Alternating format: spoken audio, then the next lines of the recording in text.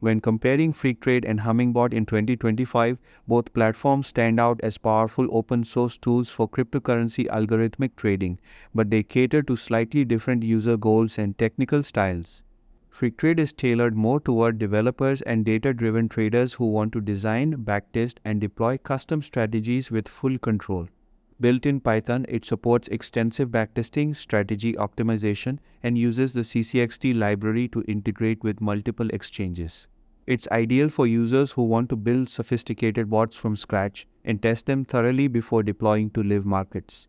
On the other hand, Hummingbot is geared more toward liquidity providers and arbitrage traders. While it also supports custom strategies, its main strength lies in market making and arbitrage across centralized and decentralized exchanges. It includes integrations with liquidity mining programs and comes with templates for advanced trading strategies like cross-exchange arbitrage.